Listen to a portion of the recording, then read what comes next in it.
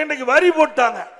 இன்றைக்கு இந்த கடைக்கு அதிமுக ஆட்சியில் 1000 ரூபாய் வரியா இருந்தா இப்ப 150% உயர்த்தி 2500 ரூபாய் வரி கட்ட வேணும். அது மாதிரி வீட்டுக்கு நகரப்புறத்தில் இருக்கிற வீட்டுக்கு பேரூராட்சியில் இருக்கிற வீட்டுக்கு நீங்க 1000 ரூபாய் முதல்ல கட்டிட்டு இருந்தீங்களா, இப்ப 2000 ரூபாய் கட்ட வேணும். 100% உயர்த்திட்டாங்க. கரண்ட் பில் கேட்க வேண்டியதே இல்லை. அது எப்படித்தான் கரண்ட் பில் போடுறாங்கன்னு யாருக்கும் தெரியல. இஷ்டத்துக்கு கரண்ட் பில் போடுறான். அது என்ன கணக்கு வச்சு போடுறாங்கன்னே நாங்க கண்டுபிடிக்க முடியல. எங்களாலேயே கண்டுபிடிக்க முடியல. என் வீட்டுக்கு 4500 ரூபாய் 8000 5000 ரூபாய் வந்துட்டு இருந்தது. இப்போ 12500 ரூபாய் வருது. நான் அதிகாரி கேட்டேன், அது எதோ சொல்றாங்க. ஆக இப்படி மக்களை குழப்பி மக்களிடத்திலிருந்து சுரண்டுகின்ற ஆட்சி தேவையா? இன்றைக்கு இந்த ஆட்சி வந்த பிறகு 52% கரண்ட் பில் உயர்த்தினாங்க.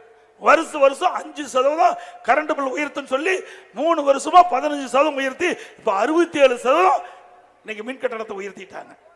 பீக் அவர் இந்த கடையில பீக் அவர்னு ஒன்று வச்சிருக்கிறாங்க. அப்ப கூடுதலான அந்த மின் கட்டணத்தை வசூல் பண்றாங்க. அதோட இன்றைக்கு மின் கட்டண உயர்வுனால நமக்கு வர வேண்டிய தொழிற்சாலை எல்லாம் அண்டை மாநிலத்துக்கு போயிட்டு இருக்குது. எப்படி படித்தவர்களுக்கு வேலை வாய்ப்பு கொடுக்க முடியும்? சிந்திச்சு பாருங்க. இதே அதிமுக ஆட்சி இருக்கிற பொழுது இன்றைக்கு தொழில் புரிகிறவர்களுக்கு நிறைய உதவிகளை செஞ்சோம். அதனால புதிய புதிய தொழில் தமிழ்நாட்டுக்கு வந்தது.